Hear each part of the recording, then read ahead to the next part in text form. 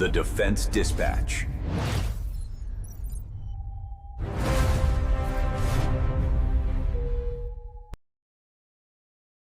The night sky over Japan was pitch black and perfectly quiet until a terrifying streak of fire filled night view.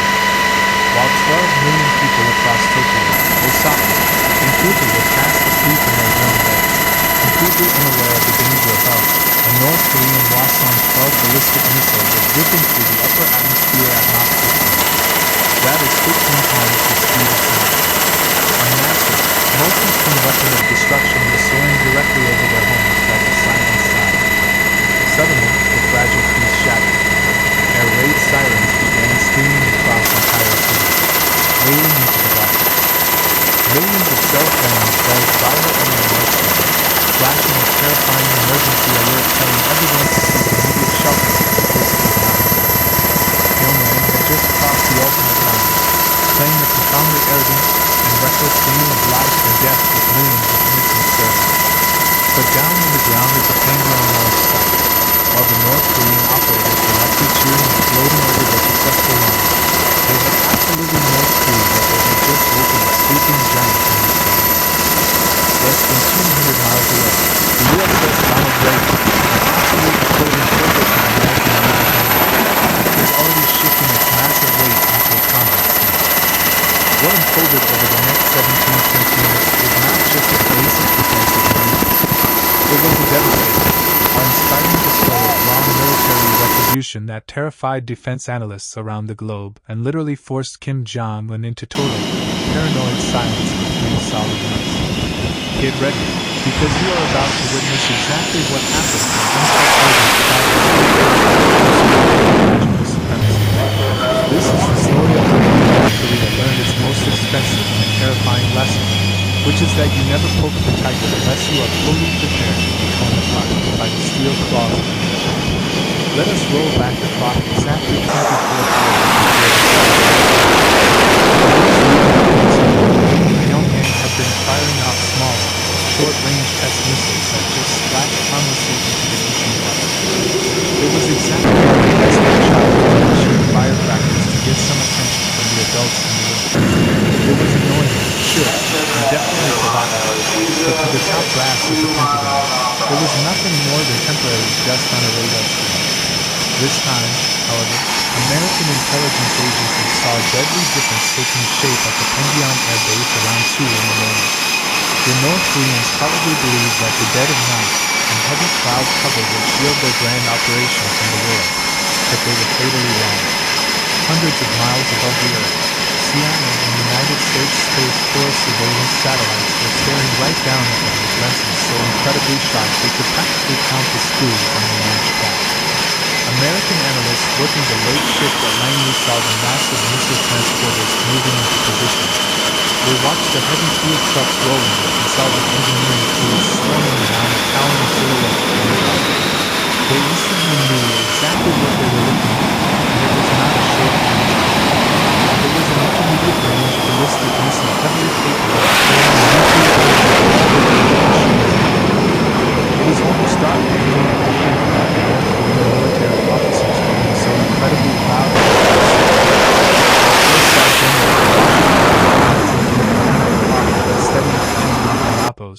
S exact movements on a brightly lit briefing table.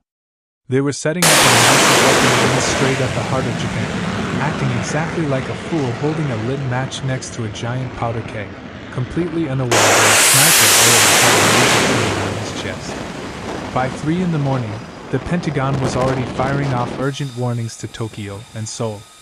An attack was imminent, and America was getting ready to turn this bold provocation into a historic, crushing humiliation. At exactly 57 minutes past 4 in the morning, the frozen ground in North Korea shook violently as a towering pillar of raw fire illuminated the night sky. The weapon abandoned the launch pad, and within mere seconds, American Space Force supercomputers locked onto its fiery path, roaring to life to calculate the exact trajectory and predicted impact zone. A deadly, heavy silence fell over the rooms of the Pentagon. This weapon was not heading for a patch of empty ocean. It was hurtling aggressively toward one of the most densely populated coastal regions on the entire planet. As it hit a peak altitude of 550 kilometers, scraping the cold edge of space, the true terror was not about how high it went, but exactly where it was going. It flew straight over northern Japanese airspace, freezing high-speed trains in their tracks, paralyzing morning traffic, and sending terrified citizens running for underground concrete shelters in utter panic. Pyongyang wanted the entire world to freeze in fear, and they got their wish. But they foolishly forgot one critical detail.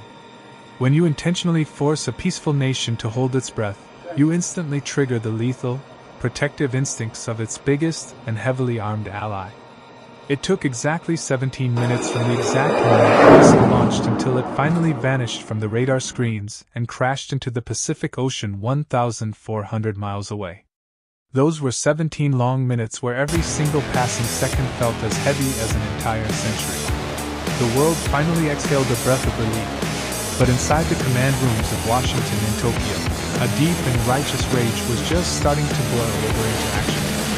Pyongyang had just proved they could potentially reach anywhere on Japanese soil, which meant they were threatening American military bases too.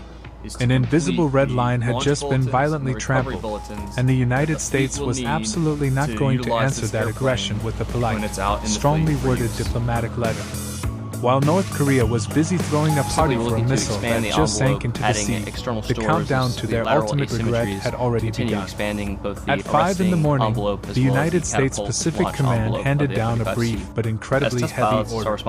They unleashed the USS Ronald Reagan Carrier Strike Group to execute a maximum demonstration of force and show Pyongyang the exact price of threatening American allies. This massive aircraft carrier is not just a ship. It is a terrifying mobile nuclear city carrying the wrath of an entire superpower. It boasts 70 lethal fighter jets sitting on the deck, 5 heavy escort warships armed to the teeth with advanced tracking systems, and a nuclear submarine gliding silently like a ghost. I think we're ahead of schedule. Inside the Combat Information Center, Admiral Marcus Webb stared at massive digital maps of the Korean peninsula with eyes as cold as tempered steel. He did not waste time on dramatic speeches or flowery words. He just wanted numbers. It would take only 90 minutes to turn the enemy and Apo's entire defense network into a pile of smoking ash if he gave the word. He calmly ordered 60 jets into the sky immediately, demanding his pilots make the enemy radar systems burn up from absolute overload.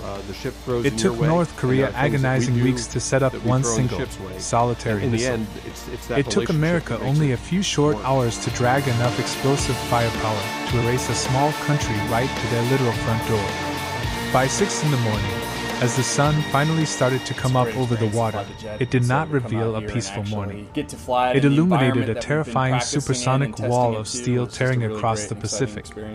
40 Fa-18 Super Hornets launched furiously from the deck of the carrier and a nearby Japanese air base. 20 stealthy F-35 Lightning II fighters joined the hunt, flying completely invisible to the desperate, panicked North Korean radar operators on the ground. 12 South Korean F-15 jets fell into perfect formation to finish out the massive fleet. 72 elite, heavily armed warplanes formed the biggest aerial strike force seen in that specific region since the Korean War, and they were all flying straight toward Pyongyang. This was not a standard military drill. This was psychological warfare performed with surgical precision. They stopped exactly 12 miles off the hostile coast. They were close enough to completely scramble the old, outdated Soviet-era radar screens on the ground and close enough to make the air defense commanders in Pyongyang sweat through their heavy uniforms as they felt the bone-chilling approach of overwhelming death. The fighter jets just hovered there, sending a crystal-clear message that America was right there, watching every move, and there was absolutely nothing the enemy could do but watch the skies in pure terror. But Admiral Webb was not even close to being done making his point. 45 minutes later, 2 giant B-1B Lancer bombers flew into the airspace all the way from Guam. Each of these massive, terrifying planes carried 75,000 pounds of pure destruction just waiting to drop on any lingering rebel. They flew incredibly low and impossibly fast, ripping through the atmosphere right around the border. The North Korean defense screens lit up in absolute desperation, frantically tracking the German bombers. But the soldiers on the ground did not dare fire a single shot. They knew with terrifying certainty that if they pushed the wrong button, those 72 fighter jets waiting just offshore would reduce their entire military network to radioactive dust in under 90 minutes. So, they stayed perfectly, cowardly silent. Then, at exactly 7 in the morning, the ocean itself opened up 30 miles off the coast. A massive, dark steel beast breached the surface of the water like a mechanical monster rising straight from the abyss. It was the USS Michigan, an Ohio-class nuclear-powered submarine, and one of the most deadly machines ever constructed by human hands. Nuclear submarines are designed to stay hidden forever, their true power lying in their silent invisibility. But today, this specific submarine surfaced deliberately and arrogantly, showing off its massive 170-meter frame right in front of the North Korean coastal watchtowers. This was an absolute power move designed to break their spirit. Packed inside that menacing hull were 154 Tomahawk cruise missiles, each one capable of flying straight through a specific, targeted office window in Pyongyang. Bringing that ship to the surface was a brutal, stinging slap to the face of Kim Jong Un. It was a terrifying reminder that even when he looks at the bottom of the ocean or hides in a bunker deep underground, America already has his exact coordinates dialed in. By 8 in the morning, the intelligence center received the absolute best news of the day. Every single North Korean military radio, communication line, and radar system had gone completely dead. They shut everything down. It was the ultimate, deafening silence of sheer panic. When you suddenly realize your entire painstakingly built defense system is completely useless against the most advanced military in America, the only thing you can actually do is pretend you do know it's work. They were utterly terrified that any electronic signal they sent out would be the perfect excuse for a Tomahawk missile to come flying right into their command centers. That terrified, breathless silence lasted not just for a day, but for 3 whole months without a single weapons test or angry threat on television. This incredibly tense ordeal showed the entire world what real, unbreakable deterrence actually looks like. The missile launched over Japan was designed to show immense strength, but it ultimately became the greatest proof of absolute weakness. Powerful countries do not ever need to fire weapons over sleeping civilian cities to prove they are strong. They just show up with overwhelming force, and the rest of the world naturally falls completely silent. North Korea learned in the most bitter way imaginable that when you push a global superpower, the only thing you get in return is the terrifying shadow of steel wings right over your head. True power does not need to scream for attention. It just quietly places its hand on the hilt of the sword and waits for you to make a fatal mistake.